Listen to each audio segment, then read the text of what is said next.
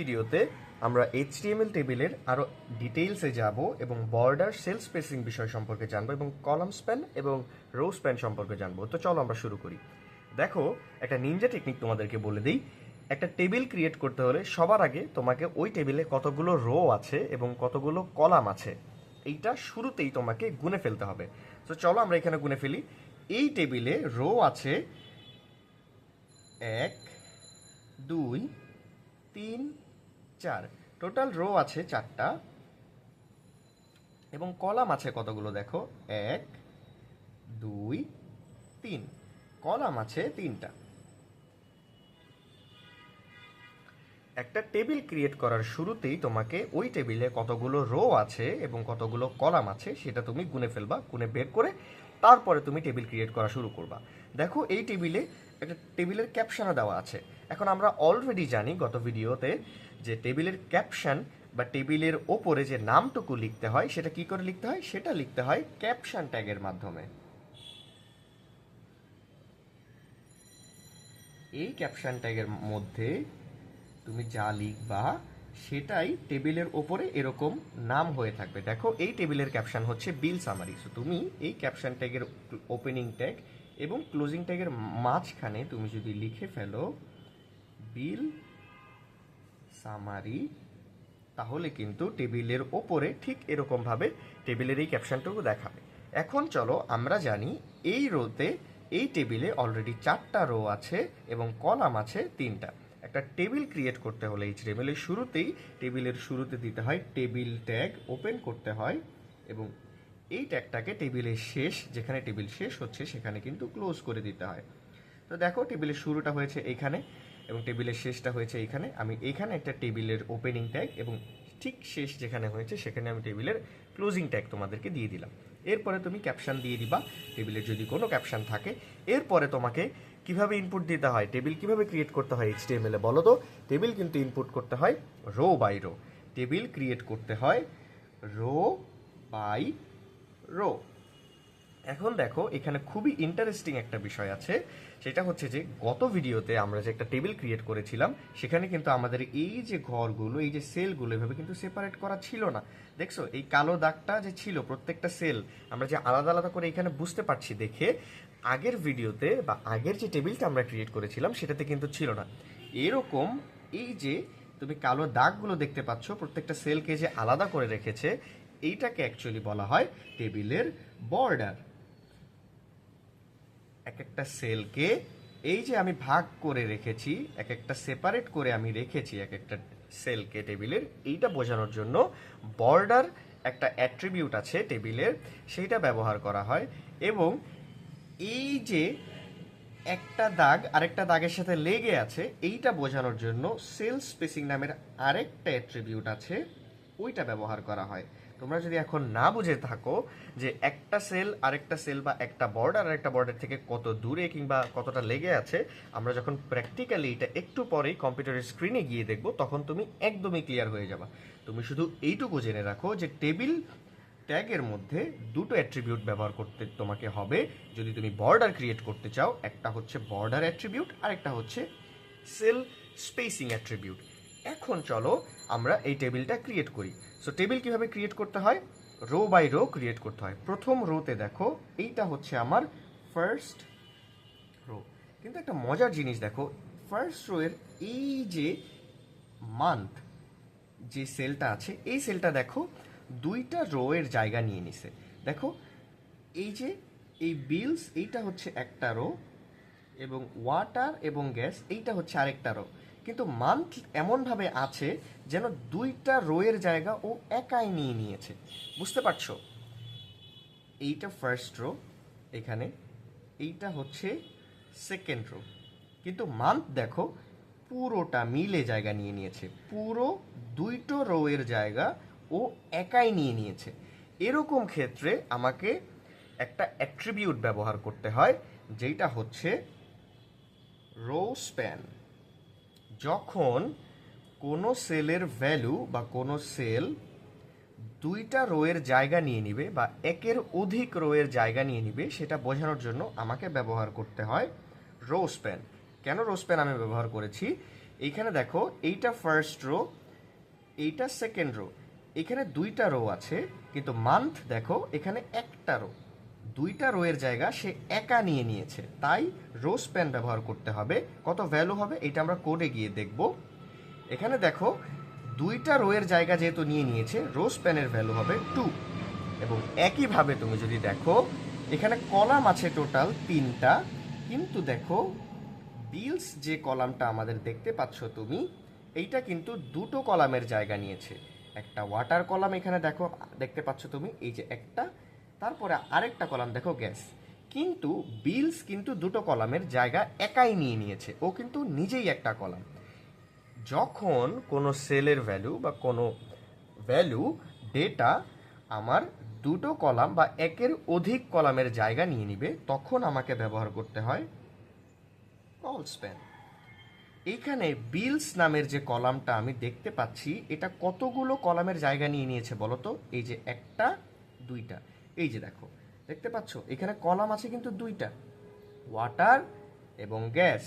কিন্তু বিলস একাই এই দুটো কলামের জায়গা নিয়ে এক আসে দখল করে রেখেছে। কয়টা কলাম? দুইটা কলাম, তাই কোল স্প্যানের ভ্যালু হবে 2। ঠিক আছে, এখন আমরা কোডে যাব এবং কোডে গিয়ে আমরা সিরিয়ালি প্রথমে টেবিল ক্রিয়েট করব, তারপরে আমরা ক্যাপশনটা জেনারেট করে ফেলবো। ক্যাপশন জেনারেট করার পরে আমরা row by row table create করব, যেটা হচ্ছে টিআর ট্যাগের মাধ্যমে। এবং টিআর ট্যাগের মধ্যে আমরা কিভাবে ভ্যালু ইনপুট করি সেটা কিন্তু টিডির মাধ্যমে। সো চলো এখন আমরা কম্পিউটারের স্ক্রিনে যাই, এক এক করে আমরা table, caption, row by row data input করি এবং বর্ডার সেল স্পেসিং বিষয়টা কি সেটা আরো ভালো করে বুঝি। তো আমরা চলে এসেছি কম্পিউটার স্ক্রিনে এবং বরাবরের মতো আমরা নোটপ্যাড প্লাস প্লাস ওপেন করে রেখেছি। শুরুতেই ফাইল থেকে গিয়ে আমাদের নতুন একটা ফাইল ক্রিয়েট করতে হবে এবং এইখানে আমাদের এইচটিএমএল এর যে বেসিক স্ট্রাকচারটা আছে খুব দ্রুত আমি সেটা লিখে ফেলবো, কোনো এক্সপ্লেনেশন করবো না, কারণ তোমরা এগুলো অলরেডি জানো। টাইটেলের মধ্যে একটা ভ্যালু দিতে হবে এইচটিএমএল টেবিল ডিটেইলস, যে কোনো কিছু তুমি দিতে পারো, তোমরা অলরেডি জানো, আমি আর এক্সপ্লেন করছি না, আমি খুব দ্রুত এটা লেখাটা শেষ করে ফেলছি। এরপরে আমাকে দিতে হবে বডি এবং সবার শেষে বডি ট্যাগটাকে ক্লোজ করে এইচটিএমএল যে ট্যাগটা আছে সেটাকেও কিন্তু ক্লোজ করে দিতে হবে। ব্যাস হয়ে গেল। এবং আমি এই ফাইলটাকে খুব দ্রুত সেভ করে নিই, এটা আমাদের 10 নম্বর ভিডিও এইচটিএমএল এক্সটেনশনে আমি সেভ করে ফেললাম। চলো আমরা একটা টেবিল ক্রিয়েট করি। টেবিল ক্রিয়েট করার জন্য শুরুতেই কী করতে হয় বলো তো? টেবিল ট্যাগটাকে ওপেন করতে হয় এবং নিচে একটু আমি একই সাথে টেবিল ট্যাগটাকে ক্লোজও করে রেখে দিচ্ছি। ব্যাস আমার একটা টেবিল ক্রিয়েট করা হয়ে গেল। এখন চলো টেবিল ক্রিয়েট করার শুরুতেই কি করতে হয় বলো তো? টেবিলের হেড যতগুলো আছে ততগুলো হেড আমাকে কিন্তু বলে দিতে হয় যে আমার টেবিলে এতগুলো হেড আছে। তো চলো আমরা এক্সাম্পল মাত্রই যেটা দেখে আসলাম আমাদের একটু আগে থিওরিতে, আমরা সেই টেবিলটাই ক্রিয়েট করার চেষ্টা করি। প্রথমেই টেবিলের একটা হেড ছিল যেটা ছিল মান্থ, আমরা টেবিলের হেড দিয়ে দিয়েছি। টেবিল হেড দিতে হলে বোঝাতে হয় ট্যাগ, যেই ট্যাগটা ব্যবহার করতে হয় সেটা হচ্ছে টিএইচ ট্যাগ। এই ট্যাগের ওপেনিং আছে এবং ক্লোজিং দুটোই আছে। ওপেনিং ক্লোজিং ট্যাগের পার্থক্যটা কিন্তু জাস্ট একটা ফরওয়ার্ড স্ল্যাশে। সো আমাদের প্রথমে একটা হেডিং ছিল যেটা হচ্ছে মান্থ, এবং পরবর্তীতে আরও একটা হেডিং ছিল যেটার ভ্যালু ছিল বিলস। আমরা এটাকে ক্লোজ করে দিলাম এবং বিলসের নিচে আরও দুটো টেবিলের হেড ছিল, মনে করে দেখো, একটা ছিল ওয়াটার এবং আরেকটা ছিল গ্যাস। চলো আমাদের 4টা টেবিলের হেড ক্রিয়েট করা হয়ে গেছে। আমরা যদি এটার আউটপুটটা একটু দেখার চেষ্টা করি, তুমি দেখতে পারবা যে আমরা যদি টেবিল 10টাকে ভিডিও 10টাকে গুগল ক্রোমে ওপেন করি, তাহলে দেখবে এইটা ছিল আমাদের আগের ভিডিওর যে ফাইল। আমরা এটাকে ক্লোজ করে দিই। দেখো আমাদের এখানে 4টা, টোটাল 4টা আমাদের এখানে হেড, টেবিলের হেড ক্রিয়েট করা হয়েছে। কিন্তু দেখো এখানে একটু এখন আমরা সাজাইনি, গোছাইনি। মান্থ বিলসের নিচে হওয়ার কথা ছিল ওয়াটার, গ্যাস এবং মান্থ আলাদা জায়গা নেওয়ার কথা ছিল। চলো আমরা ওই ডিজাইনটুকু করি। বাট তার আগে মনে করে দেখো আমাদের টেবিলের কিন্তু একটা নাম ছিল। ওই নামটা কীভাবে ইনপুট করতে হয় বলো তো? ক্যাপশন ট্যাগের মধ্যে ওটা লিখতে হয়। সো ক্যাপশন লিখে আমি আমাদের টেবিলের যে নাম ছিল বিল সামারি, আমি সেটা লিখে দিব এবং ক্যাপশন ট্যাগটাকে কিন্তু আমি ক্লোজ করে দিব। সো এখন আমি যদি যাই, তুমি দেখতে পারবা টেবিলের নামের ওপরে একটা নাম চলে আসছে টেবিলের ওপরে ক্যাপশনের মতো করে, যেটা ক্যাপশন ট্যাগের মধ্যে আমরা দিয়েছি, যেটার নাম হচ্ছে বিল সামারি। এটা হচ্ছে আমাদের টেবিলের নাম, যেটা ক্যাপশন এলিমেন্টের মধ্যে আমরা লিখেছি। এখন চলো আমরা রো বাই রো টেবিলে ডেটা ইনপুট করি। চলো আমাদের প্রথমে মান্থের যে ভ্যালু ছিল, আমরা টেবিলের একটা রো আগে ক্রিয়েট করি। টেবিলে কিন্তু ডেটা ইনপুট করতে হয় রো বাই রো। সো আমরা একটা রো প্রথমে ক্রিয়েট করলাম এবং টেবিল রো এর প্রথম ভ্যালুটা কী হয় বলো তো? মান্থের ভ্যালু হয়। আমরা বলেছিলাম টেবিল রোতে তুমি ডেটা ইনপুট করবা বা ক্রিয়েট করবা টেবিল হেডের যে সিরিয়াল আছে সেইটাকে মেনটেন করে। এখন আমরা টেবিলের মান্থের ভ্যালুটা প্রথমে আমাদের এক্সাম্পল মাত্র যেটা দেখে এসেছি সেটাতে ছিল এপ্রিল। সো আমরা এপ্রিল দিব, দেন আমরা টেবিল ডেটা যেটা একটা আছে সেটাকে ক্লোজ করে দিব এবং পরবর্তীতে দেখো টেবিল হেডের মধ্যে বিলস আমাকে দেখাচ্ছে, কিন্তু বিলসের কিন্তু কোনো আলাদা করে ভ্যালু নাই। ভ্যালু কিসের আছে বলো তো? ওয়াটারের ভ্যালু আছে, গ্যাসের ভ্যালু আছে।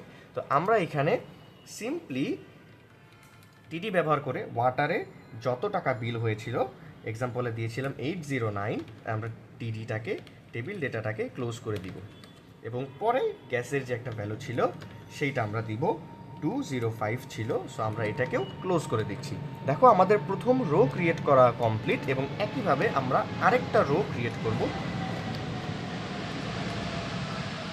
প্রথমেই আমি ওপেনিং ট্যাগ এবং ক্লোজিং ট্যাগ দিয়ে দিলাম যেন আমি ভুলে না যাই যে ওপেনিং ট্যাগ দিয়েছি কিন্তু ক্লোজিং ট্যাগ দেইনি। এখন চলো আমরা রো বাই রো ভ্যালুটা ইনপুট করি। পরের মান্থ ছিল কি বলো তো? টিডির মধ্যে আমি লিখব মে এবং পরবর্তীতে আমি কিন্তু বিলস দিব না, আমি দিব ওয়াটারের যে ভ্যালুটা আছে। সো ওয়াটারের ভ্যালু ছিল 250 এবং সবার শেষে আমার ছিল হচ্ছে গ্যাসের একটা ভ্যালু ছিল, যে গ্যাসের বিল কত আসছে এইটা। এখন আমি ফাইলটাকে সেভ করলাম। এই ফাইলটাকে সেভ করার পরে আমি যদি এটাকে একটু রিলোড করি গুগল ক্রোমে গিয়ে, দেখবা যে রোগুলো ইনপুট হয়ে গেছে। দেখো এপ্রিলের মধ্যে মান্থ, মে মান্থ, বিলসের মধ্যে দেখো আমাদের এখন যেটা করতে হবে, দুটো রো তো ইনপুট হলো কিন্তু আমাদের দেখো কোনো বর্ডার নেই। আমাদের টেবিলে যে একটা দাগ থাকে আমরা বলেছিলাম আলাদা করার জন্য, সেটা কিন্তু নেই। এইটার জন্য টেবিলে আমাদেরকে অ্যাট্রিবিউট ব্যবহার করতে হবে, যেই অ্যাট্রিবিউটের নাম হচ্ছে বর্ডার এবং সেল স্পেসিং। এবং মনে করে দেখো আমি তোমাদেরকে আগের অনেকগুলো ভিডিওতে বারবারই বলে এসেছি যে যখনই তোমাকে কোনো অ্যাট্রিবিউট ব্যবহার করতে হবে সেই অ্যাট্রিবিউটটা সবসময় ওপেনিং ট্যাগে হবে, কখনোই ক্লোজিং ট্যাগে কোনো অ্যাট্রিবিউট থাকে না। তো চলো টেবিলের ওপেনিং যে ট্যাগটা আছে সেইখানে আমরা বর্ডার এবং সেল স্পেসিং কীভাবে কাজ করে সেটা আমরা দেখে আসি। সো আমি এখানে লিখবো বর্ডার, তারপর একটা সমান সমান চিহ্ন দিব, তারপরে ডাবল কোটেশনের মধ্যে একটা ভ্যালু দিব। ধরো আমি বর্ডারের মধ্যে দিয়েছি 1। আমি এই ফাইলটা সেভ করলাম এবং আমি যদি এখানে গিয়ে রিলোড করি, দেখতে পাচ্ছ সাথে সাথেই আমাকে একটা বর্ডার, আমি যদি একটু জুম করি তোমরা দেখো আমাকে কিন্তু একটা বর্ডার দিয়ে দিয়েছে, এক পিক্সেলের একটা করে বর্ডার দিয়ে দিয়েছে। এখন খেয়াল করে দেখো এই যে দেখো মান্থের সাথে বিলসের সাথে ওয়াটার, প্রত্যেকটার মধ্যে একটা গ্যাপ আছে, দেখতে পাচ্ছ একটা স্পেস আছে। আমি চাচ্ছি না এই স্পেসটা থাকুক। আমি যদি না চাই যে এই স্পেসটা থাকবে না, এই স্পেসটাকে আমি সরাই দিতে চাই এবং একটার সাথে আরেকটা লাইন যেন লেগে যায়, আমি যদি এইটা করতে চাই তাহলে আমাকে আরেকটা অ্যাট্রিবিউটের ব্যবহার করতে হবে যেটা হচ্ছে সেল স্পেসিং এবং ইকুয়াল টু সাইন দিয়ে এটার মধ্যে একটা ডাবল কোটেশন দিতে হবে এবং সেল স্পেসিং। ধরো কথার কথা আমি প্রথমেই ভ্যালুটা দিয়েছি 5। এখন আমি ফাইলটা সেভ করছি। এখন আমি যদি গিয়ে রিলোড করি তুমি দেখো কি হয়। দেখো স্পেসটা আরও বেড়ে গেছে, তুমি দেখতে পাচ্ছ। আমি যদি ভ্যালুটাকে আরও বাড়ায় দেই, ধরো 10 করে দেই, তাহলে দেখবা যে গ্যাপটা ছিল এই বিলস ওয়াটার কিংবা মান্থ বিলস বা এপ্রিল, এই যে প্রত্যেকটা সেল থেকে প্রত্যেকটা সেলের মধ্যে যে দূরত্বটা ছিল এটা আরও বেড়ে গেছে, দেখতে পাচ্ছ। এখন তুমি চাচ্ছ এই একটা সেল থেকে আরেকটা সেলের যে দূরত্ব, এই কোনো দূরত্বই যেন না থাকে, একদমই যেন একটার সাথে আরেকটা লেগে থাকে। এইটার জন্য তোমাকে সেল স্পেসিংয়ের একটা ভ্যালু, স্পেশাল ভ্যালু তোমাকে ব্যবহার করতে হবে, যেই ভ্যালুটা হচ্ছে 0। তুমি যদি বর্ডার 1 এবং সেল স্পেসিংয়ে 0 ব্যবহার করো, একটা সেল থেকে আরেকটা সেলের মধ্যে যে স্পেসিং, আসলে কোনো স্পেসিং থাকবে না, তাই তুমি এটার ভ্যালু কত দিয়েছো? 0। আমি যদি এখন এটা রিলোড করি, দেখবা এই যে সেলের মাঝখানে যেই দূরত্বগুলো বা স্পেসটুকু তুমি দেখতে পাচ্ছ সেটা কিন্তু থাকবে না। দেখো এখন একটা সেলের সাথে আরেকটা সেল কিন্তু লেগে আছে এবং একটা সেলের মধ্যে আরেকটা সেলের সাথে একটা সেলের সাথে আরেকটা সেলের কিন্তু কোনো স্পেসিং নাই, আমি কিন্তু 0 করে দিয়েছি। আচ্ছা এইবার চলো আমাদেরকে যেটা করতে হবে, এই যে মান্থ আমরা দেখেছিলাম, এই মান্থ সবার আগে চলো আমরা এই যে বিলস যে কলামটা আছে, এই বিলস কলামের নিচে ওয়াটারটাকে এবং গ্যাসটাকে নিয়ে আসি। এটা করার জন্য আমাদেরকে একটা মনে করে দেখো, আমরা বলেছিলাম যে যখন একটা টেবিলে কোনো একটা স্পেসিফিক সেলের ভ্যালু 2-3টা একের অধিক রো কিংবা কলামের জায়গা নিয়ে নেয়, তখন আমরা রো স্প্যান কিংবা কোল স্প্যান ব্যবহার করি। দেখো আমাদের যে টেবিলটুকু ছিল, এই টেবিলে আমাদের এই বিলসের নিচে ওয়াটারকে রাখতে হবে এবং গ্যাসকে রাখতে হবে। সো ওয়াটার এবং গ্যাস হচ্ছে দুইটা আলাদা আলাদা কলাম, এবং এই দুইটা আলাদা আলাদা কলামের জায়গা একা একাই কে নিবে? বিলস নিবে। সো কলামের জায়গা নিবে, তাই আমরা ব্যবহার করব কোল স্প্যান। সো এটা কোথায় ব্যবহার করবো বলো তো? বিলস আমরা যেখানে ক্রিয়েট করেছি, কোথায় ক্রিয়েট করেছি? বিলস হচ্ছে টেবিল হেড। সো টেবিল হেডের মধ্যে আমরা একটা অ্যাট্রিবিউট ব্যবহার করব। অ্যাট্রিবিউট কোথায় ব্যবহার করতে হয় বলো তো? সব সময় ওপেনিং ট্যাগে অ্যাট্রিবিউটের ব্যবহার করতে হয়। এখন টিএইচ এর মধ্যে আমি একটা অ্যাট্রিবিউট লিখবো, যেটার নাম হচ্ছে কোল স্প্যান, দিয়ে একটা ইকুয়াল টু সাইন দিব, এবং ডাবল কোটেশনের মধ্যে আমি লিখব যে ঠিক কতগুলো কলামের ভ্যালু এই যে বিলস আছে সে নিবে। আমি লিখব ধরো 2টা কলামের জায়গা সে নিবে। এখন আমি যদি এই ফাইলটাকে সেভ করেছি, এখন আমি যদি এটা রিলোড দিই, খেয়াল করে দেখো 2টা যে রো আছে, সরি 2টা যে কলাম আছে, 2টা কলামের জায়গা বিলস একা একাই নিয়ে নিয়েছে। কিন্তু দেখো আমাদের একটা প্রবলেম হয়েছে, আমাদের ওয়াটারের ভ্যালু এবং গ্যাসের ভ্যালুটা কিন্তু ওই পাশে চলে গেছে। সো আমরা এখন এই ওয়াটারটাকেও নিচে নিয়ে আসবো, গ্যাসটাকেও নিচে নিয়ে আসবো। এইটা করার জন্য আমাদেরকে ওয়াটারে এবং গ্যাসে এই ডেটাগুলো চেঞ্জ করতে হবে, এবং পরবর্তীতে দেখো আমাদেরকে মান্থের যে ভ্যালুটুকু আছে এটাও কিন্তু দুটো রো এর জায়গা নিয়েছিল। আমরা চলো সবার আগে এই ওয়াটারটাকে এবং গ্যাসটাকে বিলসের ঠিক নিচে নিয়ে আসি। এখন বিলসের নিচে আমাকে ওয়াটার এবং গ্যাসটাকে নিয়ে যাইতে হবে। এইটা নেওয়ার জন্য আমি যদি টেবিল হেড ব্যবহার করি, তাহলে খেয়াল করে দেখো আমাদের কিন্তু টেবিল হেড যখন আমরা ব্যবহার করি, মনে করে দেখো এইটা টেবিলের শুরুতে চলে যায়। তো এখন আমাদের ওয়াটার এবং গ্যাসটাকে নিচে যেহেতু নিয়ে আসতে হবে, এইটার জন্য আমরা টেবিল হেড ব্যবহার করব না। টেবিল হেড ব্যবহার না করে আমরা যেটা করব, এই যে টেবিল রো আছে, টেবিল রো এর মধ্যে ডেটাগুলো ইনপুট দিব। একটু খেয়াল করে দেখো আমাদের, আমি যদি এই পেজটাকে সেভ করে আসি, এখন দেখতে পারবা আমাদের এই ওয়াটার গ্যাস এটা নাই, কারণ আমি টেবিল হেডটা কেটে দিয়েছি। দেখো বিলস একা একাই দুটো কলামের জায়গা কিন্তু নিয়ে নিয়েছে। এখন দেখো দেখো ফার্স্ট একটা রো আমাকে ক্রিয়েট করতে হবে, যেই রোতে ওয়াটার এবং গ্যাসের যে ভ্যালুটা সেটা থাকবে। চলো আমরা এটা করি। প্রথমেই আমরা একটা রো ক্রিয়েট করি। রো ক্রিয়েট করতে টেবিল রোটা ব্যবহার করতে হয়। সো আমরা টেবিল রো দিয়ে দিলাম, এবং আমাকে টেবিলের ডেটা দিতে হবে। সো প্রথম টেবিলের ডেটা দিতে হবে টিডি ব্যবহার করে, এবং প্রথমে থাকবে ওয়াটার, এবং টিডিটাকে ক্লোজ করে দিব, এবং পরেরটা আরেকটা থাকবে ভ্যালু যেটা হচ্ছে গ্যাস, এবং আমি টিডিটাকে ক্লোজ করে দিলাম। দুইটা ভ্যালু আমার প্রথম যে রো আছে সেটাতে হয়ে গেল। আমি এখন সেভ করি। একটু দেখো, তুমি বুঝতে পারবা যে অ্যাকচুয়ালি কী হচ্ছে এখানে। দেখো প্রথমে আমাদের বিল সামারি আছে, যেটা হচ্ছে আমাদের টেবিলের ক্যাপশন বা টেবিলের যে নামটা সেটা বোঝাচ্ছে, এবং পরবর্তীতে আমাদের টেবিলের হেডার আছে। হেডার হচ্ছে 2টা, একটা হচ্ছে মান্থ আর একটা হচ্ছে বিলস, এবং বিলসের নিচে আরও 2টা টেবিলের হেডার আছে, সেটা একটা হচ্ছে ওয়াটার এবং একটা হচ্ছে গ্যাস। আমরা প্রথমে 4টা টেবিল হেড ক্রিয়েট করেছিলাম, কিন্তু যেহেতু আমাদের ওয়াটার গ্যাস বিলসের নিচে, এখন আমরা যেটা করব, আমরা টেবিলের ডেটা হিসেবে সেটা ইনপুট দিব। এবং আমি যদি এখন এটা রিলোড করি, তুমি দেখতে পারবা ওয়াটার এবং গ্যাস 2টা কলাম ক্রিয়েট হয়েছে এবং এক্সট্রা আরেকটা রো অ্যাড হয়েছে। কিন্তু সমস্যা হচ্ছে দেখো মান্থের নিচে চলে আসছে ওয়াটার, এবং বিলসের মধ্যে গ্যাস আসছে, কিন্তু এটা আসলে এই দুই পাশে হওয়ার কথা ছিল।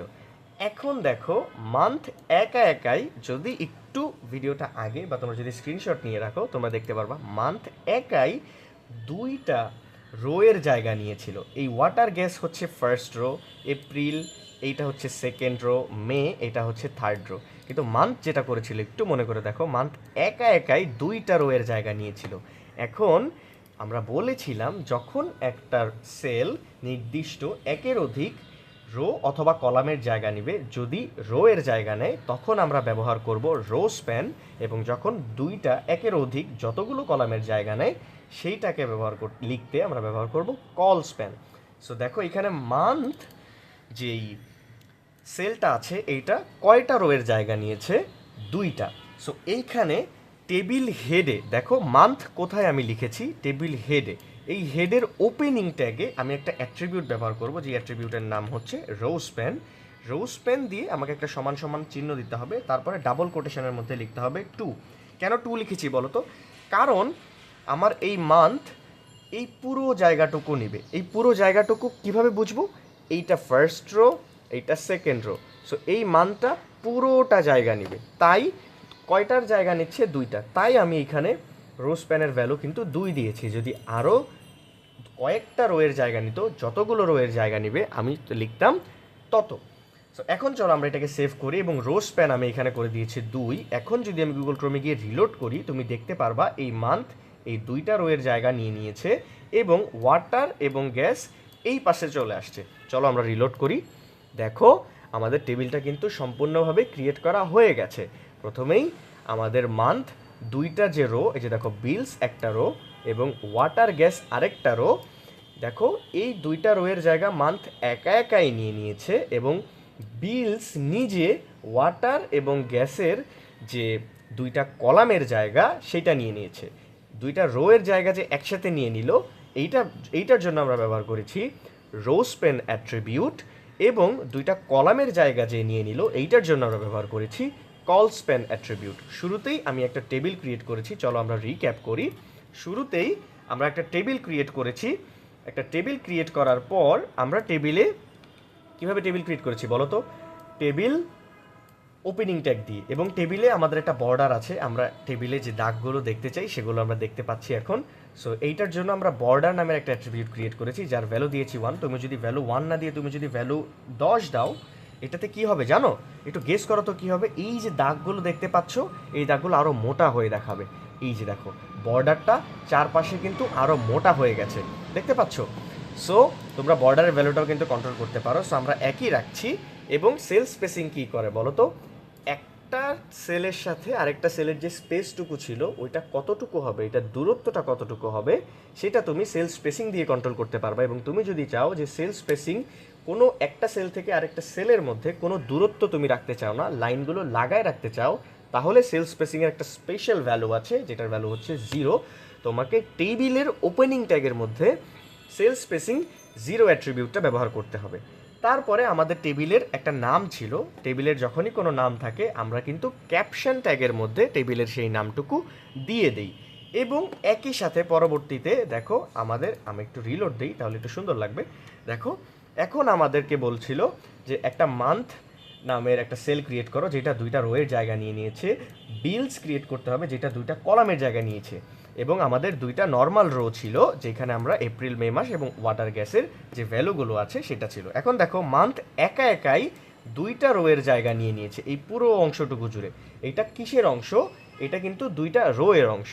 তাই যেখানে আমরা মান্থ ক্রিয়েট করেছি সেইখানে আমরা টিএইচ দেখো টেবিল হেড, এই টেবিল হেডের মধ্যে আমরা মান্থটাকে ক্রিয়েট করেছি, এবং এই মান্থের মধ্যে আমরা একটা অ্যাট্রিবিউট ব্যবহার করেছি, যেই অ্যাট্রিবিউটের ভ্যালু হচ্ছে রো স্প্যান। এই রো স্প্যানের ভ্যালু 2, কারণ দুইটা রোয়ের জায়গা সে একাই নিচ্ছে। এবং ঠিক একইভাবে বিলস নামের যে কলামটা আছে ওই কলামটা কিন্তু দুইটা কলামের জায়গা নিয়ে নিয়েছে, তাই আমরা ব্যবহার করেছি কল স্প্যান। সো আমরা যখন দুইটা টেবিলের হেড আমাদের ক্রিয়েট করা রেডি, একটা হচ্ছে মান্থ, একটা হচ্ছে বিলস, তারপরে আমরা আরেকটা রো ক্রিয়েট করেছি, একটা হচ্ছে ওয়াটার, একটা হচ্ছে গ্যাস। সো দেখো আমরা একটা টেবিলের রো ক্রিয়েট করেছি যেখানে আমাদের টেবিলের ডেটার ভ্যালু দেওয়া আছে ওয়াটার এবং গ্যাস, এবং পরবর্তীতে আমরা খুবই নর্মালি রো বাই রো আমরা ভ্যালুগুলো ইনপুট দিয়েছি। এইভাবে তোমরা টেবিলের মধ্যে টেবিলের ডিটেইলসে আজকের এই ভিডিওতে তোমরা দেখতে পারলা যে বর্ডার সেল স্পেসিং বিষয়টা অ্যাকচুয়ালি কি, আমরা HTML এর টেবিলে কী করে রো স্প্যান এবং কল স্প্যান ব্যবহার করে এবং সেল স্পেসিং ব্যবহার করে আমরা একটা টেবিলের সেলের দূরত্বগুলো কমাইতে পারি, এবং একটা টেবিলের নির্দিষ্ট সেল যদি আমার 2টা কিংবা 3টা বা আরও বেশি জায়গা নিতে চায়, সেটা রোর হোক কিংবা কলামের হোক, সেটা কোন কোন অ্যাট্রিবিউটের মাধ্যমে লিখতে পারি সেইটা আমরা বুঝতে পারলাম প্র্যাকটিক্যালি। এখন আমরা পরবর্তীতে সিকিউ যখন সলভ করব তখন তোমাদের কাছে আরও বেশি ক্লিয়ার হয়ে যাবে। ভয় পাওয়ার কোনো কিছু নাই। যদি এখানে কনফিউজ হয়ে থাকো, ভিডিওটা পজ করে আবার একটু দেখো, তুমি নিশ্চয়ই বুঝতে পারবা যে কোন অ্যাট্রিবিউট কোন কাজে কিভাবে ব্যবহার হয়েছে। সো দেখা হবে তোমাদের সাথে প্রবলেম সলভিংয়ের ভিডিওতে।